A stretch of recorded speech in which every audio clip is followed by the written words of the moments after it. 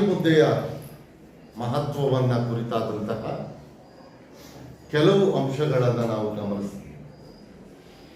ರಾಗಿ ಎಂಬ ಆ ಧಾನ್ಯದಲ್ಲಿ ಕಾರ್ಬೋಹೈಡ್ರೇಟ್ ಎಂಬ ಅಂಶ ಇರುವ ಕಾರಣದಿಂದ ಮುದ್ದೆ ಜೀರ್ಣವಾಗುವುದಕ್ಕೆ ತುಂಬ ಸಮಯವನ್ನು ತೆಗೆದುಕೊಳ್ಳುತ್ತೆ.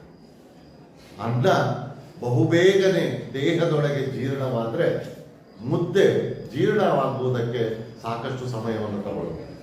ಹಾಗಾಗಿ ಮುದ್ದೆ ಊಟ ಮಾಡಿದಂತಹ ಸಂದರ್ಭದಲ್ಲಿ ಹೊಟ್ಟೆ ಬೇಗನೆ ಹಸಿಯೋದಿಲ್ಲ. ಆ ಕಾರಣದಿಂದಾಗಿ ಹಳ್ಳಿಯ ಜನಗಳು ಮುದ್ದೆಯನ್ನ ಹೆಚ್ಚು ಇಷ್ಟಪಡ್ತಾರೆ, ಮುದ್ದೆಯನ್ನ ಅವಲಂಬಿಸ್ತಾರೆ. ಮುದ್ದೆಯ ಕಾರಣದಿಂದಾಗಿಯೇ ಅವರು ಹೊಲದಲ್ಲಿ ಅಷ್ಟೊಂದು ಕೆಲಸವನ್ನ ಮಾಡುವುದಕ್ಕೆ ಸಾಧ್ಯ ಆಗಿರುವಂಥದ್ದು. ಇನ್ನು ಮುಂದಿನ ಭಾಗವನ್ನು ನಾವು ನೋಡೋದಾದ್ರೆ, ಪುಟಿಯುವ ಚೆಂಡಿನಂತ ಮುದ್ದೆ ಎಂದಿರಲ್ಲ ಅಂತ ಮುದ್ದೆಗೆ ಇಂಗ್ಲಿಷ್ನಲ್ಲಿ ರಾಗಿ ಬಾಲ್ ಎನ್ನುತ್ತಾರೆ. ಅದು ಒಂದು ಚೆಂಡಿನ ಆಕಾರದಲ್ಲಿರುವ ಕಾರಣದಿಂದಾಗಿ ಫಿಂಗರ್ ಮಿಲ್ಲೆಟ್ ಅನ್ನುವಂತಹ ಹೆಸರಿನಿಂದ ರಾಗಿಯನ್ನು ಕರೆದ್ರೂ ಕೂಡ, ರಾಗಿ ಮುದ್ದೆಯನ್ನು ಕರೆದ್ರೂ ಕೂಡ, ನಾವು ಆಧುನಿಕ ಭಾಷೆಯಲ್ಲಿ ಆಧುನಿಕ ಜನಗಳಾದಂತಹ ನಾವುಗಳು ಈ ಮುದ್ದೆಯನ್ನ ಬಾಲ್ ಆಕಾರದಲ್ಲಿ ಇರುವ ಕಾರಣದಿಂದಾಗಿ ನಾವು ರಾಗಿ ಬಾಲ್ ಅಂತ ಕರೀತೇವೆ. ಇದೊಂದು ಸ್ವಾರಸ್ಯಕರ ಸಂಗತಿ. ಜರ್ಮನಿಯಲ್ಲಿ ವಿಶ್ವಕಪ್ ಫುಟ್ಬಾಲ್ ಪಂದ್ಯಾವಳಿ ನಡೆಯುತ್ತಿದ್ದ ದಿನಗಳು, ಅಂದ್ರೆ 2006ನೇ ಇಸ್ವಿ. ಆ ಸಮಯದಲ್ಲೇ ಕ್ರೀಡಾಂಗಣದ ಕಚೇರಿಯ ಕ್ಯಾಂಟೀನ್ನಲ್ಲಿ ವಾರಕ್ಕೆ 2 ದಿನ ಮುದ್ದೆ ಮಾಡುವ ನಿರ್ಣಯ ಜಾರಿಗೆ ಬಂದಿತ್ತು. ನೋಡಿ, ಜರ್ಮನಿಯಲ್ಲೂ ಕೂಡ ಈ ಮುದ್ದೆಯ ಪರಿಚಯವಾಗಿದೆ ಅಂತ ಅಂದ್ರೆ, ಜರ್ಮನ್ ದೇಶದವರಿಗೂ ಮುದ್ದೆಗೂ ಯಾವುದೇ ರೀತಿಯ ಸಂಬಂಧ ಇಲ್ಲ. ಆದ್ರೆ ಜರ್ಮನ್ ದೇಶದಲ್ಲಿರುವಂತಹ ಆ ಒಂದು ಕ್ಯಾಂಟೀನಿನಲ್ಲಿ ರಾಗಿ ಮುದ್ದೆ ಮಾಡುವಂತಹ ಒಂದು ನಿರ್ಧಾರವನ್ನು ಕೈಗೊಂಡಿದ್ರು ಅಂತ ಹೇಳಿದ್ರೆ, ರಾಗಿ ಮುದ್ದೆಯ ಮಹತ್ವ, ಪ್ರಯೋಜನ ಎಷ್ಟಿದೆ ಅನ್ನುವುದನ್ನ ನಾವು ಗಮನಿಸಬೇಕಾಗುತ್ತೆ. ಅಂದ್ರೆ ಅವರೂ ಕೂಡ ಈ ರಾಗಿಯನ್ನ ಬಳಸುವುದಕ್ಕೆ ಪ್ರಾರಂಭಿಸಿದ್ದಾರೆ. ಅಂದ್ರೆ ರಾಗಿಯ ಮಹತ್ವವನ್ನು ಅವರು ಕೂಡ ತಿಳ್ಕೊಂಡವರಾಗಿದ್ದಾರೆ. ಆ ಕಾರಣದಿಂದಾಗಿ ಆ ಕ್ಯಾಂಟೀನಿನ ಒಂದು ಫಲಕದಲ್ಲಿ ರಾಗಿ ಮುದ್ದೆಯನ್ನು ಮಾಡುವಂತಹ ನಿರ್ಣಯ ತೆಗೆದುಕೊಂಡಿದ್ರು. ಕ್ಯಾಂಟೀನ್ನ ಮೆನು ಫಲಕದ ಪಟ್ಟಿಯಲ್ಲಿ ರಾಗಿ ಬಾಲ್ ಎನ್ನುವ ಹೆಸರು ಸೇರ್ಪಡೆಯಾಗಿತ್ತು. ಈ ಬಾಲ್ಗಳನ್ನು ತಟ್ಟೆಯಲ್ಲಿ ಇಟ್ಟುಕೊಂಡು ತುಟಿ ಬಣ್ಣ ಕೆಡದಂತೆ ಚಮಚೆಯಲ್ಲಿ ತಿನ್ನುವ ಚೆಲುವೆಯರು, ಇಡೀ ಮುದ್ದೆಯನ್ನು ಒಮ್ಮೆಗೆ ಎತ್ತಿಕೊಂಡು ಕಚ್ಚಿ ತಿನ್ನುವ ಚೆನ್ನಿಗರ ಕಾರಣದಿಂದ ಕ್ಯಾಂಟೀನ್ ರಸಮಯ ಸನ್ನಿವೇಶಗಳ ರಂಗಸ್ಥಳವಾಗಿತ್ತಂತೆ. ರಂಗಸ್ಥಳ ಅಂದ್ರೆ ನಾಟಕದ ವೇದಿಕೆ ಅಂತ ಅರ್ಥ.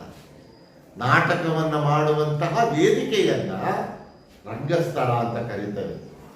ಈ ದೃಶ್ಯ ನೋಡುಗರ ಕಣ್ಣಿಗೆ ಹೇಗೆ ಕಾಣಿಸ್ತಿತ್ತಂದ್ರೆ, ಅಲ್ಲಿ ಏನೋ ಒಂದು ನಾಟಕ ನಡೆಯುತ್ತಿದೆಯೇನೋ, ನಾಟಕದ ಒಂದು ತಾಲೀಮನ್ನ ನಡೆಸುತ್ತಿದ್ದಾರೇನೋ ಅನ್ನುವ ಹಾಗೆ ಕಾಣಿಸ್ತಾ ಇತ್ತಂತೆ. ಹಾಗಾದ್ರೆ ಆ 2 ದೃಶ್ಯಗಳೇ ಯಾವುವು? ಒಂದು, ಜರ್ಮನ್ ದೇಶದ ಹೆಣ್ಣು ಮಕ್ಕಳು ಮುದ್ದೆಯನ್ನ ಊಟ ಮಾಡುತ್ತಿರುವಂತಹ ರೀತಿ. ಅವರಿಗೆ ಊಟವನ್ನು ಮಾಡ್ತಾ ಇದ್ದಾರೆ ಮುದ್ದೆಯನ್ನ. ಚಮಚೆಯಲ್ಲಿ ನಾವು ಅನ್ನವನ್ನು ತೆಗೆದುಕೊಂಡು ತಿಂತೀವಲ್ಲ, ಆ ರೀತಿಯಲ್ಲಿ ಮುದ್ದೆಯನ್ನ ಅವರು ಚಮಚೆಯಲ್ಲಿ ತೆಗೆದುಕೊಂಡು ತಿಂತಾ ಇದ್ದಾರೆ. ಅಂದ್ರೆ ಮುದ್ದೆಯನ್ನ ತಿನ್ನುವಂತಹ ಕ್ರಮ ಇದಲ್ಲ.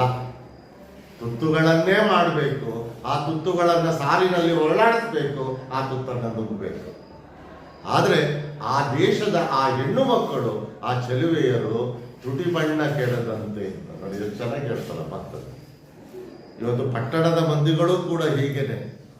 ನಾವು ತುತ್ತುಗಳನ್ನು ದಪ್ಪವಾಗಿ ತೆಗೆದುಕೊಂಡು ಬಾಯಿಗೆ ಹಾಕೊಂಡು ತಿಂತಾ ಇದ್ರೆ ಅವರು ಸ್ವಲ್ಪವೇ ತಗೊಳ್ತಾರೆ, ತುಟಿಗೂ ಹತ್ತದ ಹಾಗೆ, ತುಟಿಯ ಬಣ್ಣ ಕೆಡದ ಹಾಗೆ. ಇದು ಪಟ್ಟಣದವರು ಊಟ ಮಾಡುವಂತಹ ರೀತಿ. ಅದೇ ರೀತಿಯಲ್ಲಿ ಈ ಜರ್ಮನ್ ದೇಶದ ಹೆಣ್ಮಕ್ಳು ಕೂಡ ಆ ತುಟಿಗೆ ಹಚ್ಚಿಕೊಂಡಿರುವಂತಹ ಲಿಪ್ಸ್ಟಿಕ್ ಹಾಳಾಗದಂತೆ ಅವರು ಮುದ್ದೆಯನ್ನ ಚಮಚೆಯಲ್ಲಿ ತಿಂತಾರೆ. ಇನ್ನು ಪುರುಷರ ಗುಂಪು ಆ ಬಾಲ್ಗಳನ್ನು ತಟ್ಟೆಯಲ್ಲಿ ಇಟ್ಟುಕೊಂಡು ತುಟಿ ಬಣ್ಣ ಕೆಡದಂತೆ ಚಮಚೆಯಲ್ಲಿ ತಿನ್ನುವ ಚೆಲುವೆಯರು, ಇಡೀ ಮುದ್ದೆಯನ್ನು ಒಮ್ಮೆಗೆ ಎತ್ತಿಕೊಂಡು ಕಚ್ಚಿ ತಿನ್ನುವ ಚಂಡಿಗರು. ಚೆಲುವರು, ಸುಂದರರು, ಇಡೀ ಮುದ್ದೆಯನ್ನು ಎತ್ಕೊಳ್ಳೋದು, ಸಾಗರಿಸ್ಕೊಳ್ಳೋದು, ಕಚ್ಕೊಂಡು ತಿನ್ನೋದು. ಅಸಹ್ಯಕರವಾದಂತಹ ರೀತಿಯಲ್ಲಿ ಮುದ್ದೆಯನ್ನು ಊಟ ಮಾಡ್ತಿದ್ರು ಅಂತ. ಆದರೆ ಮುದ್ದೆಯನ್ನು ಊಟ ಮಾಡುವಂತಹ ಕ್ರಮ ಆ ರೀತಿಯದ್ದಲ್ಲ. ಒಟ್ಟಾರೆ ಮುದ್ದೆ ಗಟ್ಟಿತನಕ್ಕೆ ಹೆಸರಾದುದು, ಅದು ನಿಜನೂ ಕೂಡ. ಹಾಗಾಗಿಯೇ ಹಳ್ಳಿಯ ಜನ ಹೆಚ್ಚಾಗಿ ಯಾಕೆ ಮುದ್ದೆಯನ್ನು ಅವಲಂಬಿಸ್ತಾರೆ ಅಂತಂದ್ರೆ ಈ ಕಾರಣಕ್ಕಾಗಿ. ಹಿಟ್ಟು ತಿಂದು ಜಟ್ಟಿಯಾಗು, ಹಿಟ್ಟಂ ತಿಂದಂ ಬೆಟ್ಟಂ ಕಿತ್ತಿಟ್ಟಂ ಎನ್ನುವ ಅನುಭವದ ಮಾತುಗಳು ಈ ಗಟ್ಟಿತನವನ್ನೇ ಸಾರಿ ಹೇಳುತ್ತವೆ. ಹಿಟ್ಟಂ ತಿಂದಂ ಬೆಟ್ಟಂ ಕಿತ್ತಿಟ್ಟಂ. ಮುದ್ದೆಯನ್ನ ತಿನ್ನುವವನು ಬೆಟ್ಟವನ್ನೇ ಕಿತ್ತಿಡುವಷ್ಟು ಶಕ್ತಿಯನ್ನು ಹೊಂದಿರ್ತಾನೆ. ಹಿಟ್ಟು ತಿಂದು ಜಟ್ಟಿಯಾಗು, ಜಟ್ಟಿ ಅಂದ್ರೆ ಫೈಲ್ವಾನ್ ಅಂತ. ಮುದ್ದೆಯನ್ನು ತಿನ್ನುವವನು ಫೈಲ್ವಾನ್ ಇದ್ದಷ್ಟು ಶಕ್ತಿಯನ್ನು ಹೊಂದಿರ್ತಾನೆ ಅಂತ. ಹಾಗಾಗಿ ಮುದ್ದೆ ಶಕ್ತಿಯ ಸಂಕೇತವಾಗಿ, ಆರೋಗ್ಯದ ಸಂಕೇತವಾಗಿ ನಮ್ಮ ಜನಗಳ ಬದುಕಿನಲ್ಲಿ ಅವಿಭಾಜ್ಯ ಅಂಗವಾಗಿ ಬೆಳೆದು ಬಂದಿರುವುದನ್ನು ನಾವು ಗಮನಿಸಬಹುದು. ಹಾಗಾದ್ರೆ ಮುದ್ದೆ ಕೇವಲ ಗಟ್ಟಿತನದ ಸಂಕೇತವೇ ಅಲ್ಲ, ಗಟ್ಟಿತನದ ಸಂಕೇತದ ಜೊತೆಗೆ ಅದು ಆರೋಗ್ಯದ ಸಂಕೇತವೂ ಕೂಡ ಉಂಟು. ರಾಗಿ ಎಂಬ ಆ ಧಾನ್ಯದಲ್ಲಿ ಸಾಕಷ್ಟು ಔಷಧೀಯ ಗುಣಗಳು ಇರುವುದನ್ನ ನಾವು ಗಮನಿಸ್ತಾ ಹೋಗ್ಬೋದು. ಹಾಗಾದ್ರೆ ಏನೇನು ಒಂದೊಂದಾಗಿ ಹೇಳ್ತಾ ಹೋಗ್ತಾರೆ. ನಿಮಗೆ ಈ ಭಾಗಕ್ಕೆ ಸಂಬಂಧಿಸಿದಂತಹ ಪ್ರಶ್ನೆಯೂ ಕೂಡ ಇದೆ. ಆ ಪ್ರಶ್ನೆಯನ್ನು ನೀವು ಗಮನಿಸಬೇಕು, ಬಹಳ ಮುಖ್ಯವಾದಂತಹ ಪ್ರಶ್ನೆ. ರಾಗಿ ಮುದ್ದೆ ಕುರಿತು ಇರುವ 10 ಮೆಚ್ಚುಗೆಯ ನಂಬಿಕೆಯ ಮಾತುಗಳಾವುವು ಅನ್ನುವಂತಹ ಒಂದು ಪ್ರಶ್ನೆ, 4 ಅಂಕದ ಪ್ರಶ್ನೆ ಇದೆ. ಆಗಾಗ ಪರೀಕ್ಷೆಯಲ್ಲಿ ಕೇಳುವಂತಹ ಪ್ರಶ್ನೆ. ಈಗ ನೋಡಿಕೊಳ್ಳಿ, ಹಾಗಾದ್ರೆ ಮೆಚ್ಚುಗೆಯ ನಂಬಿಕೆಯ ಮಾತುಗಳು ಏನೇನು?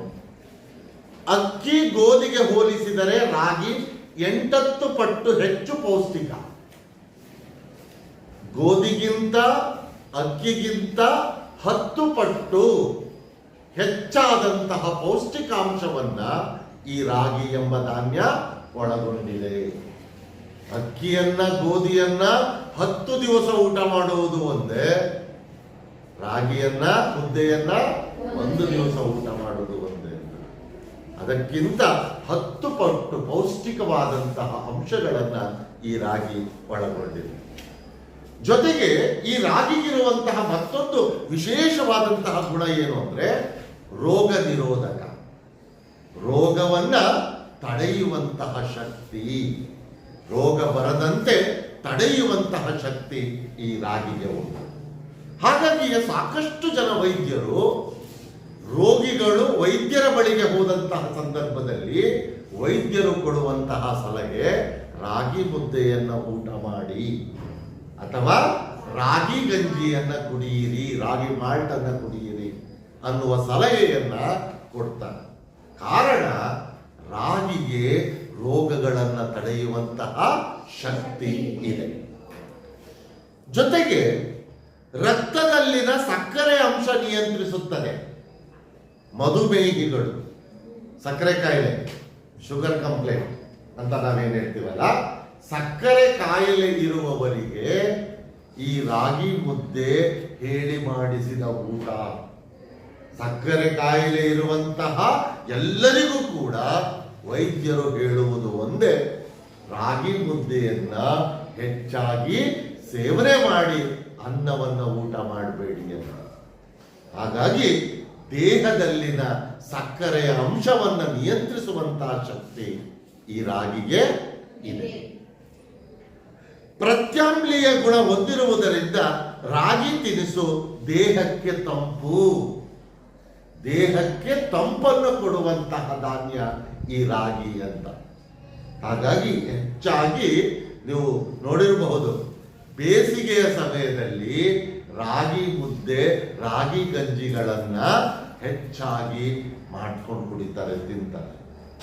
ಹಾಗೆ ಇನ್ನೂ ಒಂದು ಮಾಡ್ತಾರೆ ಹಳ್ಳಿಗಳ ಕಡೆ, ಕೀಲ್ಸ ಅಂತ, ಬೇಸಿಗೆಯ ಸಂದರ್ಭದಲ್ಲಿ ಹೆಚ್ಚಾಗಿ ಮಾಡ್ಕೊಂಡು ಅದನ್ನು ತಿಂತಾರೆ.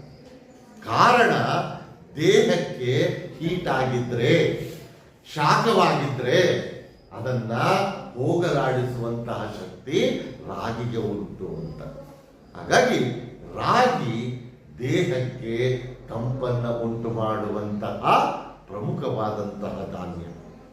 ಈಗ ನೋಡಿ ಎಷ್ಟಾಯ್ತು, ಅಕ್ಕಿ ಗೋಧಿಗೆ ಹೋಲಿಸಿದ್ರೆ 8 ಪಟ್ಟು ಪೌಷ್ಟಿಕಾಂಶ, ಎರಡನೇದು ರೋಗ ನಿರೋಧಕ ಶಕ್ತಿ, ಮೂರನೇದು ಸಕ್ಕರೆ ಅಂಶವನ್ನು ನಿಯಂತ್ರಿಸುವಂಥದ್ದು, ಆಮೇಲೆ ಪ್ರತ್ಯಾಮ್ಲೀಯ ಗುಣ ಇರೋದ್ರಿಂದ ದೇಹಕ್ಕೆ ತಂಪು. ರಾಗಿಯಲ್ಲಿ ಹೃದಯ ಬೇನೆ ಹಾಗೂ ಕ್ಯಾನ್ಸರ್ ತಡೆಗಟ್ಟಬಲ್ಲ ಔಷಧೀಯ ಗುಣಗಳಿವೆ. ಹೃದಯ ಬೇನೆ ಮತ್ತು ಕ್ಯಾನ್ಸರ್ ಇವೆರಡೂ ಮಾರಣಾಂತಿಕವಾದಂತಹ ಕಾಯಿಲೆಗಳು.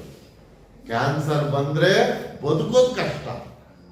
ಹೃದಯ ಬೇನೆ, ಹಾರ್ಟ್ ಅಟ್ಯಾಕ್, ಹೃದಯಾಘಾತ ಅಂತೀವಲ್ಲ, ಯಾವಾಗ ಆಗುತ್ತೆ ಅನ್ನೋದನ್ನ ಹೇಳೋದಕ್ಕೆ ಅಸಾಧ್ಯ. ಇಂತಹ ಕಾಯಿಲೆಗಳನ್ನ ತಡೆಗಟ್ಟುವಂತಹ ಶಕ್ತಿ ಈ ರಾಗಿಗೆ ಉಂಟು.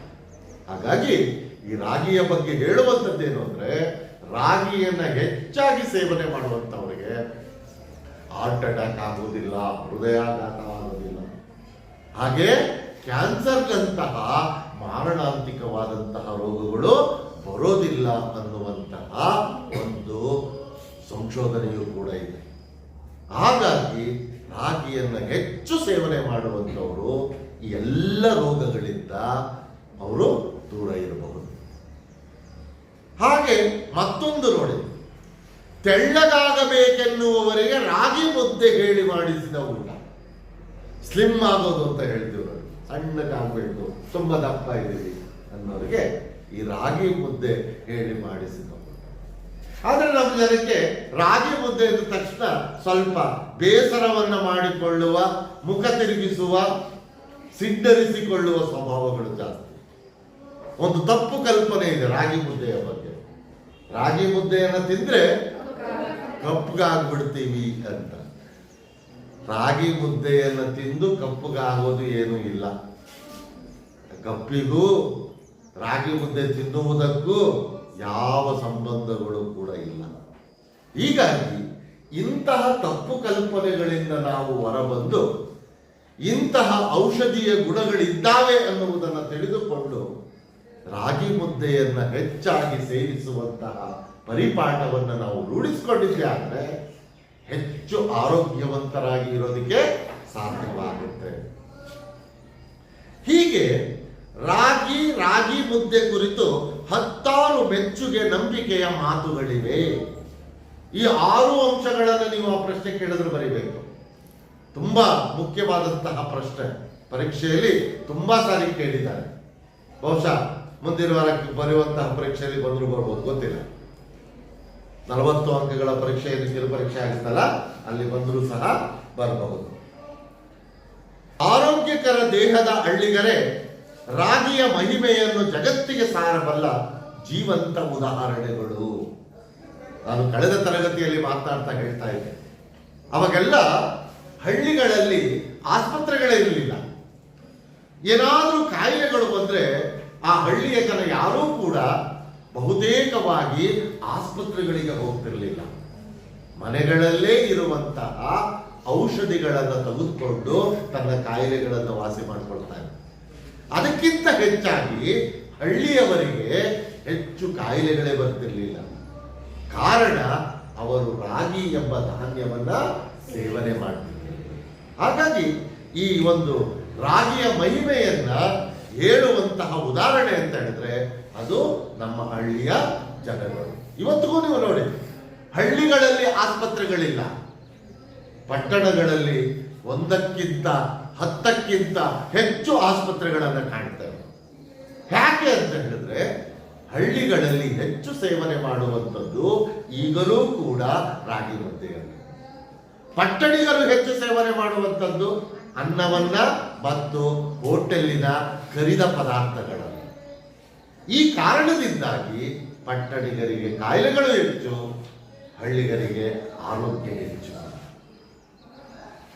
ಈ ಪರಿಯ ರಾಗಿ ಹಸುಳೆಗಳಿಗೆ ಪೌಷ್ಟಿಕ ಆಹಾರ. ಹಸುಳೆಗಳು ಅಂದ್ರೆ ಯಾರು? ಚಿಕ್ಕ ಮಕ್ಕಳು.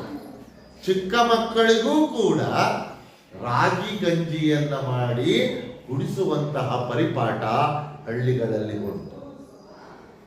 ರಾಗಿ ಹಿಟ್ಟಿನ ಸೂಪ್ ಇರುವ ಮಕ್ಕಳು ಕೆನ್ನೆ ತುಂಬಿಕೊಂಡು ನಳನಳಿಸುತ್ತಾರೆ, ಒಳಿತಾರೆ ಅಂತ.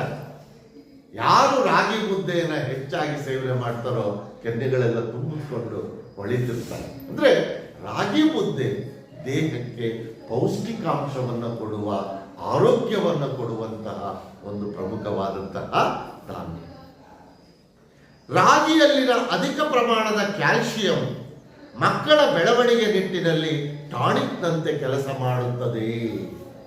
ಆ ಪೌಷ್ಟಿಕಾಂಶ ಕ್ಯಾಲ್ಸಿಯಂ ಹೆಚ್ಚಾಗಿರುವ ಕಾರಣದಿಂದಾಗಿ ದೇಹಕ್ಕೆ ಅದು ತುಂಬಾ ಆರೋಗ್ಯವನ್ನು ಕೊಡುತ್ತೆ.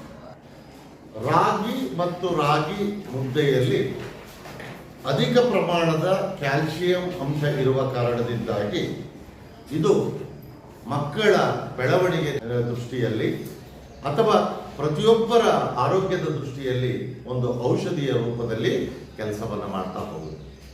ಈ ಕಾರಣದಿಂದಾಗಿ ರಾಗಿ ಮುದ್ದೆ ಅತ್ಯಂತ ಉಪಯುಕ್ತವಾದುದು, ಪ್ರಯೋಜನಕಾರಿಯಾದುದು, ಔಷಧೀಯ ಗುಣಗಳುಳ್ಳದ್ದು, ಆರೋಗ್ಯಕರವಾದದ್ದು ಅನ್ನುವುದನ್ನು ನಾವು ಇವತ್ತಿನ ದಿನಗಳಲ್ಲಿ ಅರ್ಥ ಮಾಡಿಕೊಳ್ಬೇಕಾಗಿದೆ. ಇನ್ನು ಮುಂದಕ್ಕೆ ಹೋಗ್ತಾ ಹೋದ್ರೆ ರಾಗಿ ಮುದ್ದೆಗೂ ಸೊಪ್ಪಿನ ಸಾರಿಗೂ ಹೇಳಿ ಮಾಡಿಸಿದ ಜೊತೆ ಸೊಪ್ಪು ಸಾರು ಅಂತ. ಸೊಪ್ಪಿನಲ್ಲೂ ಕೂಡ ನಿಮಗೆ ಸೊಪ್ಪು ಸಾರಿನಲ್ಲೂ ಕೂಡ ಬೇರೆ ಬೇರೆ ರೀತಿಯ ವಿಧಗಳಿದ್ದಾವೆ. ಮೊಸೊಪ್ಪು ಅಂತ ಹೇಳ್ತಾರೆ, ಅಥವಾ ಉಪ್ಸಾರು ಅಂತ ಹೇಳ್ತಾರೆ, ಉದ್ಕ ಅಂತಲೂ ಕೂಡ ಹೇಳ್ತಾರೆ, ಹೀಗೆ ಬಸ್ಸಾರು ಅಂತ ಹೇಳ್ತಾರೆ. ಹೀಗೆ ಬೇರೆ ಬೇರೆ ರೀತಿಯ ಸಾರುಗಳು ಕೂಡ ಉಂಟು. ಅದೇನೇ ಇದ್ರೂ ಕೂಡ ಸೊಪ್ಪಿನಿಂದ ಮಾಡಿದಂತಹ ಸಾರಿಗೂ ಮುದ್ದೆಗೂ ಹೇಳಿ ಮಾಡಿಸಿದಂತಹ ಜೊತೆ. ಮುದ್ದೆ ಯಾರಿಗೆ ಇಷ್ಟವಾಗುತ್ತೋ ಅವರಿಗೆ ಮಾತ್ರ ಈ ಸಾರಿನ ಕಾಂಬಿನೇಷನ್ ಕೂಡ ಇಷ್ಟ ಆಗುತ್ತೆ. ಮುದ್ದೆ ಇಷ್ಟವಾಗದೇ ಇರ್ತಕ್ಕಂಥವರಿಗೆ ನೀವು ಯಾವ ರೀತಿಯ ಸಾಂಬಾರನ್ನು ಕೊಟ್ಟರೂ ಕೂಡ ಅದರಿಂದ ಯಾವ ಪ್ರಯೋಜನವೂ ಕೂಡ ಆಗೋದಿಲ್ಲ. ಹಾಗೆ ನೋಡಿದರೆ ಮುದ್ದೆಗೆ ಯಾವ ಹೆಸರಿನೊಂದಿಗೂ ಹೊಂದಿಕೊಳ್ಳುವ ಗುಣವಿದೆ. ಹೆಸರಿನೊಂದಿಗೆ ಅಂತೀವಲ್ಲ, ಹೆಸರು ಅನ್ನುವುದಕ್ಕೆ ದಕ್ಷಿಣ ಕರ್ನಾಟಕದಲ್ಲಿ ಸಾಂಬಾರು ಅನ್ನುವ ಅರ್ಥವೂ ಕೂಡ ಇದೆ. ಹಾಗಾಗಿ ಮುದ್ದೆಗೆ ಯಾವ ಸಾಂಬಾರಿನ ಜೊತೆಗೆ ಬೇಕಾದರೂ ಹೊಂದಿಕೊಳ್ಳುವಂತಹ ಗುಣ ಇದೆ.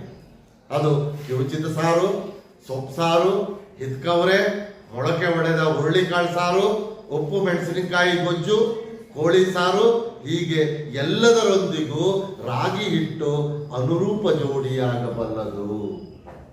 ಕೇವಲ ಸೊಪ್ಪು ಸಾರಿನ ಜೊತೆಗೆ ಅಷ್ಟೇ ಅಲ್ಲ, ಹಿದ್ಕವರೆಕಾಳು ಸಾರಾದರೂ ಆಗಿರ್ಬೋದು, ಮೊಳಕೆ ಹೊಡೆದಂತಹ ಹುರುಳಿಕಾಳು ಸಾರು ಆಗಿರ್ಬೋದು, ಮೆಣಸಿನಕಾಯಿ ಗೊಜ್ಜು ಆ ಥರದ್ದಿರ್ಬೋದು, ಅಥವಾ ಕಿವುಚಿದ ಸಾರು ಇರಬಹುದು. ಯಾವುದೇ ಸಾರಿನ ಜೊತೆಗಾದ್ರೂ ಈ ಮುದ್ದೆ ಹೊಂದಿಕೆ ಆಗುತ್ತೆ ಅಂತ. ಕೋಳಿ ಸಾರು ಹೇಳಿಲ್ಲ ಅಂತ ಬೇಜಾರು ಮಾಡ್ಕೋಬೇಡಿ. ಕೋಳಿ ಸಾರಿನ ಜೊತೆಗೂ ಕೂಡ ಈ ಮುದ್ದೆ ಒಳ್ಳೆ ಜೋಡಿ ಆಗುತ್ತೆ.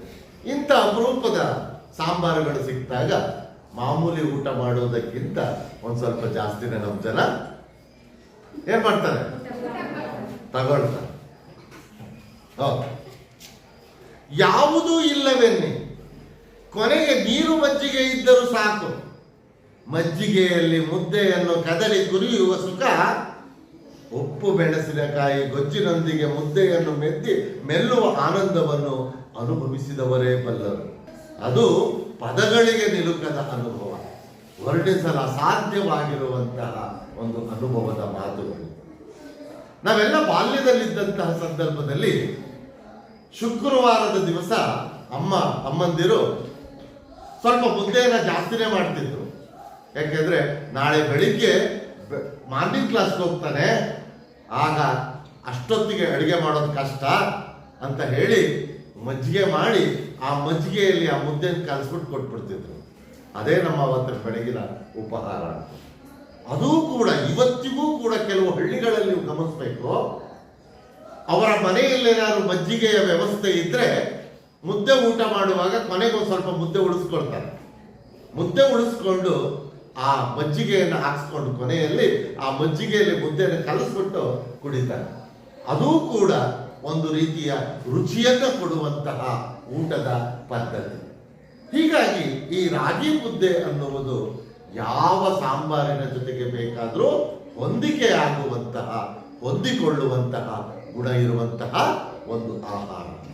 ಯಾವುದು ಇಲ್ಲದೇ ಇದ್ರೂ ಕೂಡ ಮಜ್ಜಿಗೆಯ ಜೊತೆಗಾದರೂ ಕೂಡ ನಾವು ಮುದ್ದೆಯನ್ನ ಊಟ ಮಾಡಬಹುದು. ಹೀಗೆ ಆ ಒಂದು ಆನಂದವನ್ನ, ಈ ರೀತಿಯಲ್ಲಿ ರಾಗಿ ಮುದ್ದೆಯನ್ನ ಸೇವಿಸಿ ಪಡುವಂತಹ ಆನಂದವನ್ನ ಅನುಭವಿಸಿದವರೇ ಬಲ್ಲರು. ಹಾಗಾಗಿ ಈ ಅನುಭವವನ್ನ ನಾವು ವರ್ಣಿಸಲು ಅಸಾಧ್ಯ. ಇದೊಂದು ರೀತಿಯಲ್ಲಿ ಪದಗಳಿಗೆ ನಿಲುಕದ, ವರ್ಣಿಸಲಾಗದಂತಹ ಒಂದು ಅನುಭವದ ಮಾತುಗಳು ಅನ್ನುವುದನ್ನ ನಾವು ಗಮನಿಸಬೇಕಾಗುತ್ತೆ.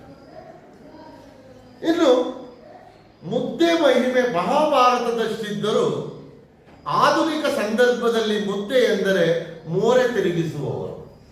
ಮೋರೆ ಅಂದ್ರೆ ಮುಖ ಅಂತ, ಮುಖ ತಿರುಗಿಸ್ತಾರೆ ಅಂತ, ಯಾವ ಮುದ್ದೆನ, ಯಾರು ತಿಂತಾರೆ ಮುದ್ದೆನ ಅಂತ ಹೇಳುವಂತಹ ಜನಗಳೂ ಕೂಡ ನಮ್ಮ ನಡುವೆ ಇದ್ದಾರೆ.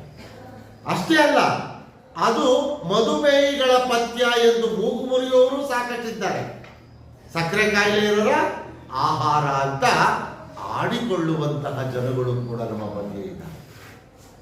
ಮುದ್ದೆಯ ಬಣ್ಣ ಮೈ ಬಣ್ಣ ಕಂದಿಸುತ್ತದೆಂದು ಕಂಗಾಲಾಗುವ ಕೋಮಲಾಂಗಿಯರೂ ಇದ್ದಾರೆ. ಮುದ್ದೆ ತಿಂದ್ರೆ ಕಪ್ಪಗಾಗ್ಬಿಡ್ತೀವಿ ಅಂತ ಹೇಳುವಂತಹ ಹೆಣ್ಣು ಮಕ್ಕಳು ಕೂಡ ನಮ್ಮ ನಡುವೆ ಇದ್ದಾರೆ. ರಾಗಿ ಎಂದರೆ ಮುದ್ದೆ ಅಥವಾ ರೊಟ್ಟಿ ಎಂದಷ್ಟೇ ಹೇಳುವ ದಿನಗಳು ಈಗಿಲ್ಲ. ರಾಗಿ ದೋಸೆ, ರಾಗಿ ಇಡ್ಲಿ, ರಾಗಿ ಶಾವ್ಗೆ, ರಾಗಿ ಚಕ್ಲಿ, ರಾಗಿ ಹಪ್ಪಳ, ರಾಗಿ ಬಿಸ್ಕತ್, ಹೀಗೆ ರಾಗಿ ಮಹಿಮೆ ದೊಡ್ಡದಾಗಿ ಬೆಳೆಯುತ್ತಲೇ ಇದೆ. ಯಾವಾಗ ಒಂದು ಧಾನ್ಯ ಆರೋಗ್ಯಕರವಾದ ಧಾನ್ಯ ಅನ್ನುವ ಪ್ರಸಿದ್ಧಿಯನ್ನು ಪಡೆದುಕೊಳ್ತಾ ಹೋಗುತ್ತೋ ಆಗ ಅದನ್ನ ಉಪಯೋಗಿಸುವ ವಿಧಾನಗಳು ಕೂಡ ಬೇರೆ ಬೇರೆ ಆಗ್ತಾ ಹೋಗ್ತವೆ. ಈ ಕೇವಲ ಒಂದು ಕಾಲದಲ್ಲಿ ರಾಗಿ ಮುದ್ದೆಯನ್ನು ಮಾತ್ರ ಮಾಡ್ತಾ ಇದ್ರು. ಆ ನಂತರದ ದಿನಗಳಲ್ಲಿ ಕೇವಲ ರಾಗಿ ರೊಟ್ಟಿ ಮತ್ತು ರಾಗಿ ಮುದ್ದೆಯನ್ನು ಮಾತ್ರ ಮಾಡ್ತಾ ಇದ್ರು.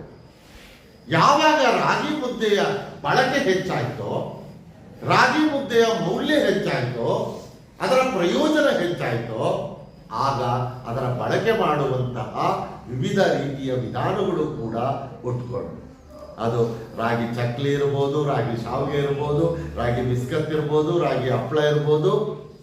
ಮೊನ್ನೆ ನಾನು ಟಿವಿಯಲ್ಲಿ ನೋಡ್ತಾ ಇದ್ದೆ, ಹೊಸ ರುಚಿಯ ಕೆಲವು ರಿಯಾಲಿಟಿ ಶೋಗಳಿದಾವಲ್ಲ, ರಾಗಿ ಉಪ್ಪಿಟ್ಟು.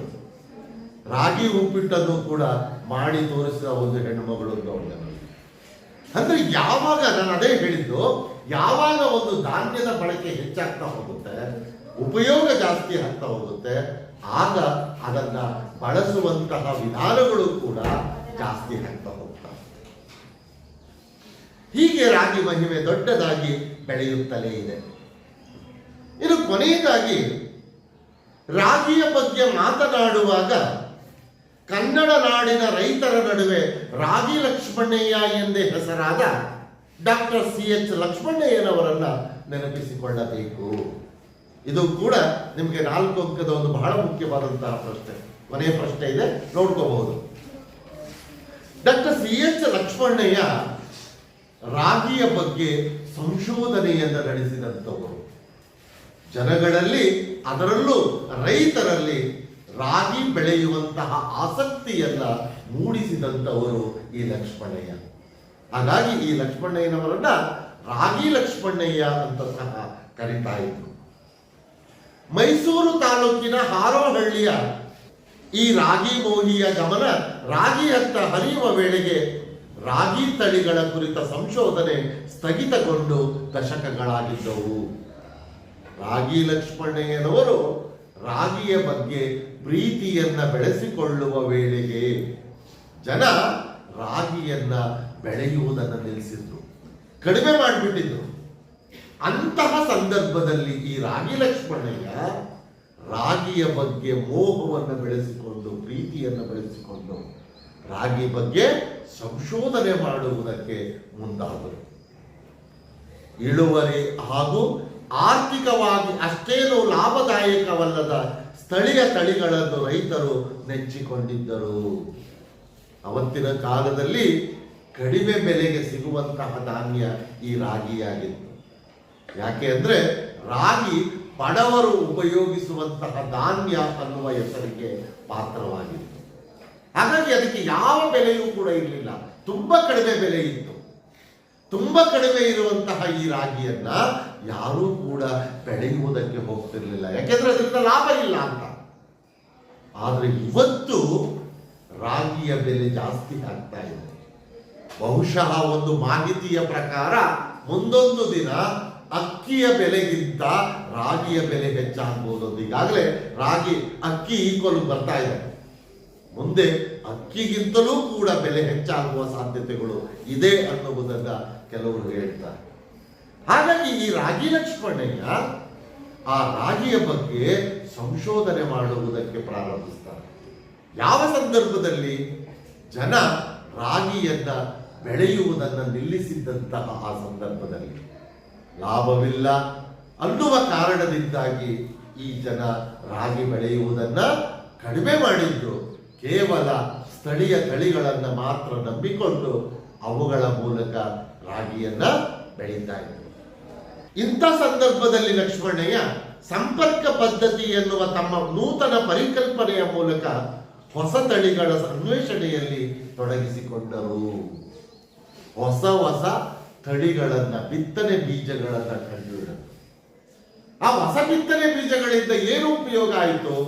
ಹೆಚ್ಚು ಇಳುವರಿ ಕೊಡುವ, ಕಡಿಮೆ ಕಾಲದಲ್ಲಿ ಬೆಳೆಯುವಂತಹ ಧಾನ್ಯಗಳನ್ನ ಕಂಡುಹಿಡಿಯುವ ಒಂದು ಸಂಶೋಧನೆಯನ್ನ ರಾಗಿ ಲಕ್ಷ್ಮಣಯ್ಯನವರು ಮಾಡಿದ್ರು. ಅಂತ ಹುಡುಕಾಟದಲ್ಲಿ ತಮ್ಮನ್ನ ತೊಡಗಿಸಿಕೊಂಡರು.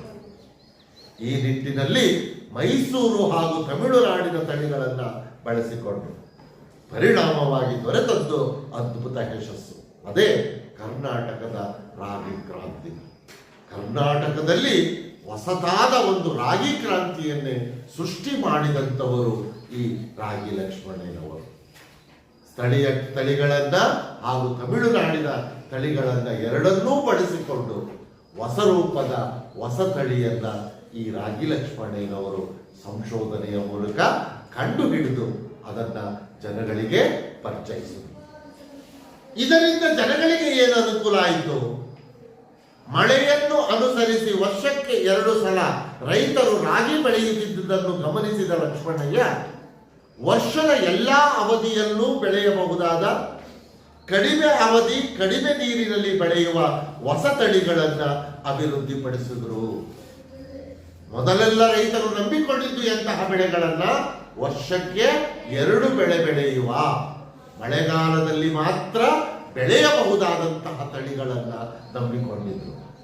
ಆದರೆ ಲಕ್ಷ್ಮಣಯ್ಯ ಸಂಶೋಧನೆಯ ಮೂಲಕ ಹೊಸ ತಳಿಯ ಪರಿಚಯವನ್ನು ಮಾಡಿಕೊಂಡ್ರು. ಆ ಹೊಸ ತಳಿಯ ಪ್ರಯೋಜನ ಏನಾಯಿತು? ಯಾವ ಕಾಲದಲ್ಲಾದರೂ ಬೆಳೆಯಬಹುದಾದ, ಕಡಿಮೆ ನೀರಿನಲ್ಲಿ ಬೆಳೆಯಬಹುದಾದ, ಕಡಿಮೆ ಅವಧಿಯಲ್ಲಿ ಕಾಲದಲ್ಲಿ ಬೆಳೆಯಬಹುದಾದ ಹೊಸ ಧಾನ್ಯಗಳನ್ನು ಪರಿಚಯಿಸಿ ಅದರಿಂದ ಜನಗಳಿಗೆ ರಾಗಿ ಲಕ್ಷ್ಮಣಯ್ಯ ಅನುಕೂಲವನ್ನ ಮಾಡಿಕೊಂಡರು. ಇಂತಹ ರಾಗಿ ಲಕ್ಷ್ಮಣಯ್ಯನವರ ಅಂತಿಮ ದಿನಗಳು, ಕೊನೆಯ ದಿನಗಳು ಹೇಗಿತ್ತು? ಕೊನೆಗೆ ಹೇಳ್ತಾರೆ ನೋಡಿ. ಅನಾರೋಗ್ಯ ಪೀಡಿತರಾದ ಸಂದರ್ಭದಲ್ಲೂ ಲಕ್ಷ್ಮಣಯ್ಯನವರು ರಾಗಿ ಧ್ಯಾನವನ್ನು ಮರೆಯಲಿಲ್ಲ. ತನ್ನ ಅಂತಿಮ ದಿನಗಳಲ್ಲಿ, ಕೊನೆಯ ದಿನಗಳಲ್ಲಿ ಅವರು ರಾಗಿಯನ್ನ ಕುರಿತು ಜಪಿಸುವುದನ್ನ ಮರೆಯಲೇ ಇಲ್ಲ, ಬಿಡಲೇ ಇಲ್ಲ. ಒಮ್ಮೆ ಅನಾರೋಗ್ಯ ಪೀಡಿತರಾಗ್ತಾರೆ. ಒಂದು ಮಾರಣಾಂತಿಕವಾದಂತಹ ಕಾಯಿಲೆ ಅವರ ದೇಹವನ್ನು ಪ್ರವೇಶ ಮಾಡುತ್ತೆ. ಅಂತಹ ಸಂದರ್ಭದಲ್ಲಿಯೂ ಕೂಡ ರಾಗಿಯನ್ನ ಕುರಿತು ಲಕ್ಷ್ಮಣಯ್ಯನವರು ಮಾತನಾಡ್ತಾ ಇದ್ದರು. ಕೊನೆಯ ದಿನಗಳಲ್ಲಿ ಅತಿ ಸೂಕ್ಷ್ಮವಾದ ಶಸ್ತ್ರಚಿಕಿತ್ಸೆಯೊಂದಕ್ಕೆ ಅವರು ಒಳಪಡಬೇಕಾಯಿತು. ಆಪರೇಷನ್ ಕೊಠಡಿಗೆ ತೆರಳುವ ಮುನ್ನ ಚಿಕಿತ್ಸೆಯ ನಂತರ ನಾನು ಚೇತರಿಸಿಕೊಂಡು ರಾಗಿ ಸಂಶೋಧನೆಯಲ್ಲಿ ಮುಂದುವರಿಯುವುದು ಸಾಧ್ಯವಾ?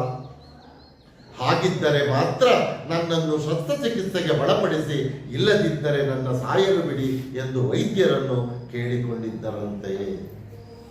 ಈ ಮಾತನ್ನು ನೋಡಿದ್ರೆ ನಮಗೆ ಗೊತ್ತಾಗುತ್ತೆ ರಾಗಿ ಲಕ್ಷ್ಮಣಯ್ಯನವರಿಗೆ ರಾಗಿಯ ಬಗ್ಗೆ ಎಂತಹ ಪ್ರೀತಿ ಇತ್ತು ಅಂತ. ವೈದ್ಯರಲ್ಲಿ ಕೇಳಿಕೊಂಡ್ರಂತೆ, ನನ್ನ ಈ ಶಸ್ತ್ರಚಿಕಿತ್ಸೆ ಯಶಸ್ವಿ ಆಗತ್ತಾ? ನಂತರ ನಾನು ರಾಗಿ ಸಂಶೋಧನೆಯಲ್ಲಿ ನನ್ನನ್ನು ನಾನು ತೊಡಗಿಸ್ಕೊಳ್ಬಹುದಾ? ಹಾಗಿದ್ರೆ ಮಾತ್ರ ನನಗೆ ಆಪರೇಷನ್ ಮಾಡಿ, ಇಲ್ಲದಿದ್ದರೆ ನನ್ನನ್ನು ಸಾಯೋದಕ್ಕೆ ಬಿಟ್ಬಿಡಿ ಅಂತ. ಇದು ರಾಗಿ ಲಕ್ಷ್ಮಣಯ್ಯನವರಿಗೆ ರಾಗಿಯ ಬಗ್ಗೆ ಇದ್ದಂತಹ ಅತಿಯಾದ ವ್ಯಾಮೋಹ ಮತ್ತು ಪ್ರೀತಿ. ಅಂತ ಮಹಾನ್ ರಾಗಿ ಪ್ರೇಮಿ ಅವರಾಗಿದ್ದು ಈ ರಾಗಿ ಲಕ್ಷ್ಮಣಯ್ಯ ಇಂತಹ ಮಹಾನ್ ಪ್ರೇಮಿ. ದುರಾದೃಷ್ಟವಶ ಅವರ ಶಸ್ತ್ರಚಿಕಿತ್ಸೆ ಯಶಸ್ವಿಯಾಗಲಿಲ್ಲ. ಅಂತ್ಯ ಸಂಸ್ಕಾರಕ್ಕೆ ಮೊದಲು ನನ್ನ ದೇಹದ ಮೇಲೆ ಒಂದು ಮುಷ್ಟಿ ರಾಗಿ ಸುರಿಯಿರಿ ಎಂಬುದು ಲಕ್ಷ್ಮಣಯ್ಯನವರು ತಮ್ಮ ಪತ್ನಿಯ ಬಳಿ ಹೇಳಿಕೊಂಡಿದ್ದ ಕೊನೆಯ ಆಸೆಯಾಗಿತ್ತು. ಹೆಂಡತಿ ಹತ್ರ ಹೇಳಿಕೊಂಡಿದ್ರಂತೆ, ನಾನು ಏನಾದರೂ ಒಂದು ವೇಳೆ ಸತ್ತು ಹೋದ್ರೆ ನೀವು ನನ್ನ ದೇಹದ ಮೇಲೆ ಒಂದು ಇಡೀ ರಾಗಿಯನ್ನ ಸುರಿಬೇಕು. ಇದು ಅವರು ರಾಗಿಯ ಬಗ್ಗೆ ಇಟ್ಟುಕೊಂಡಿದ್ದಂತಹ ಒಂದು ಪ್ರೀತಿ. ಹೀಗೆ ಚಹಾ ರಘುನಾಥ್ ಅವರು ದೇವಾಲಯದ ಹೊರಭಾಗದಲ್ಲಿರುವಂತಹ ಅಂಗಳದ ಕಟ್ಟೆಯ ಮೇಲೆ ಕುಳಿತು ಇಷ್ಟೆಲ್ಲ ರಾಗಿಯ ನೆನಪುಗಳನ್ನ ಒಂದೊಂದಾಗಿ ಕನಸಿನಲ್ಲಿ ನೆನಪಿಸಿಕೊಳ್ತಾ ಹೋಗ್ತಾರೆ. ಇದೆಲ್ಲವೂ ಕೂಡ ಚಹಾ ರಘುನಾಥ್ ಅವರು ಕನಸಿನಲ್ಲಿ ರಾಗಿಯನ್ನ ಕುರಿತು ನೆನಪಿಸಿಕೊಂಡಂತಹ ಸಂದರ್ಭಗಳು. ಹೀಗೆ ಲಕ್ಷ್ಮಣಯ್ಯನವರನ್ನು ನೆನೆಯುತ್ತಾ ಮುದ್ದೆ ವಿಲಾಸದಲ್ಲಿ ಮುಳುಗಿದವನನ್ನು ತಕ್ಷಣ ಎಚ್ಚರಗೊಳಿಸಿದ್ದು ಪೂಜೆ ಮುಗಿಸಿ ಬಂದ ಅಮ್ಮನ ಮಾತು. ಇವರು ಮೈಮರೆತು ಕುಳಿತುಬಿಟ್ಟಿದ್ದಾರೆ. ರಾಗಿಯ ನೆನಪಿನಲ್ಲಿ ಮುಳುಗಿ ಹೋಗಿದ್ದಾರೆ. ರಾಗಿಯ ವಿಚಾರಗಳಲ್ಲಿ ಮುಳುಗಿ ಹೋಗಿದ್ದಾರೆ. ರಾಗಿಯ ವಿಚಾರಗಳಲ್ಲಿ ಮುಳುಗಿ ಹೋಗಿರುವಂತಹ ಆ ಲೇಖಕರನ್ನ ತಾಯಿಯವರು ಪೂಜೆಯನ್ನು ಮುಗಿಸಿಕೊಂಡು ಬಂದು ಎಚ್ಚರಿಸ್ತಾರೆ. ಆಗ ಜೊಂಪು ಹತ್ತಿದ ಕಣ್ಣುಗಳ ಹಾಗೆ ಅರಳಿಸಿ ಹೊರಗೆ ನೋಡಿದೆ. ಕಣ್ಮುಚ್ಚಿದ್ರು ಇದುವರೆಗೂ. ಯಾವಾಗ ತಾಯಿ ಬಂದು ಎಚ್ಚರಗೊಳಿಸ್ತಾರೋ ಆಗ ಆ ನಿದ್ದೆಗಣ್ಣಿನಿಂದ ಕಣ್ಣನ್ನು ಬಿಡ್ತಾರೆ. ಕಣ್ಣನ್ನು ಬಿಟ್ಟು ಇಡೀ ಪ್ರಕೃತಿಯನ್ನು ನೋಡ್ತಾರೆ. ಆ ಪ್ರಕೃತಿಯನ್ನು ನೋಡಿದಾಗ ಆ ಪ್ರಕೃತಿ ಲೇಖಕರ ಕಣ್ಣಿಗೆ ಹೇಗೆ ಕಾಣಿಸ್ತು ಅಂದ್ರೆ ನೋಡಿ, ಅದನ್ನು ಹೀಗೆ ಹೇಳ್ತಾರೆ. ಕಣ್ಣುಗಳ ಹಾಗೆ ಅರಳಿಸಿ ಹೊರಗೆ ನೋಡಿದೆ. ಪ್ರಕೃತಿ ಮಾತೆ ಹಸಿರನ್ನೇ ಉರಿಯಾಗಿಸಿ ಭೂಮಿಯನ್ನೇ ಮಡಕೆಯನ್ನಾಗಿಸಿಕೊಂಡು ಮುದ್ದೆ ಚೆಂಡುಗಳ ಕಟ್ಟಿ ಕಟ್ಟಿ ಬಯಲಿನಲ್ಲಿ ಜೋಡಿಸಿಟ್ಟಂತೆ ದೂರದ ಬೆಟ್ಟದ ಸಾಲಿನ ಗುಡ್ಡಗಳು ಕಾಣಿಸಿದವು. ಪ್ರಕೃತಿ ಮಾತೆ ಹಸಿರನ್ನೇ ಬೆಂಕಿಯನ್ನಾಗಿಸಿಕೊಂಡಿದ್ದಾಳೇನೋ, ಆ ಹಸಿರೇ ಬೆಂಕಿಯ ರೂಪದಲ್ಲಿ ಉರಿಯುತ್ತಿದೆಯೇನೋ ಅನ್ನುವ ಹಾಗೆ ಲೇಖಕರ ಕಣ್ಣಿಗೆ ಕಾಣಿಸಿದೆ. ಗೋಳಾಕಾರದಲ್ಲಿರುವಂತಹ ಭೂಮಿ ಲೇಖಕರ ಕಣ್ಣಿಗೆ ಒಂದು ಮಡಕೆಯಂತೆ ಕಾಣಿಸುತ್ತೆ. ಹಾಗೆ ದೂರದಲ್ಲಿ ಕಾಣುತ್ತಿರುವಂತಹ ಬೆಟ್ಟಗಳು, ಬೆಟ್ಟ ಗುಡ್ಡಗಳ ಸಾಲುಗಳು ಮುದ್ದೆಯನ್ನ ಮಾಡಿ ಜೋಡಿಸಿಟ್ಟಂತಹ ರೀತಿಯಲ್ಲಿ ಗುಡ್ಡಗಳು ಕಾಣಿಸ್ತವೆ. ನೆತ್ತಿಯ ಮೇಲಿನ ಮುಗಿಲು ಬಯಲಲ್ಲಿನ ತುಂಟ ಓಡು ಮೋಡಗಳು ಮುದ್ದೆಗಿಟ್ಟ ಕುದಿ ಹೆಸರಂತೆ ಕಾಣಿಸುತ್ತಿದ್ದವು. ಆ ಆಕಾಶದಲ್ಲಿ ಹೋಗುತ್ತಿರುವಂತಹ ಮೋಡಗಳು ಮುದ್ದೆಗಿಟ್ಟಿರುವಂತಹ ಹೆಸರಿನ ರೀತಿಯಲ್ಲಿ, ಹೆಸರು ಅಂದ್ರೆ ಹುಟ್ಟೆಸರು ಬರುತ್ತೆ ಅಂತೀವಲ್ಲ, ಹುಕ್ಕುತ್ತಲ್ಲ, ಆ ಹುಕ್ಕಿದಂತಹ ರೀತಿಯಲ್ಲಿ ಆ ತುಂಟು ಓಡು ಮೋಡಗಳು ಇವರ ಕಣ್ಣಿಗೆ ಕಾಣಿಸ್ತವೆ. ಹೀಗೆ ಲೇಖಕರು ಪ್ರಸ್ತುತ ಈ ಲೇಖನದಲ್ಲಿ ರಾಗಿ ಮುದ್ದೆ ಅನ್ನುವಂತಹ ಕಥಾಭಾಗದಲ್ಲಿ ರಾಗಿ ಮುದ್ದೆಗಿರುವಂತಹ ಮಹತ್ವವನ್ನ ಸಂಪೂರ್ಣವಾಗಿ, ಬಹುಶಃ ಇಲ್ಲಿ ರಾಗಿ ಮುದ್ದೆಯ ವಿಚಾರವಾಗಿ ನಾವು ನೋಡ್ತಾ ಹೋದಾಗ ರಾಗಿ ಮುದ್ದೆಯನ್ನ ಕುರಿತು ಒಂದೇ ಒಂದು ಅಂಶವನ್ನೂ ಕೂಡ ಬಿಡದೆ ರಾಗಿ ಮುದ್ದೆಯ ಎಲ್ಲ ವಿಚಾರಗಳನ್ನ ಈ ಲೇಖನದ ಮೂಲಕ ನಮಗೆ ಚಹಾ ರಘುನಾಥ್ ಅವರು ಪರಿಚಯಿಸಿಕೊಡುವಂತಹ ಪ್ರಯತ್ನವನ್ನ ಮಾಡಿದರು. ಇದಿಷ್ಟು ರಾಗಿ ಮುದ್ದೆ ಎಂಬ ಈ ಕಥೆಗೆ ಸಂಬಂಧಪಟ್ಟಂತಹ ವಿಚಾರಗಳು. ಏನಾದರೂ ಪ್ರಶ್ನೆ ಇದ್ರೆ ನೀವು ಕೇಳಿದ್ರೆ ನಾನು ಉತ್ತರವನ್ನು ಕೊಡ್ತೇನೆ, ಇಲ್ಲದಿದ್ದರೆ ಇಲ್ಲಿಗೆ ಪಠ್ಯವನ್ನು ಮುಗಿಸ್ಕೊಡ್ತೇನೆ.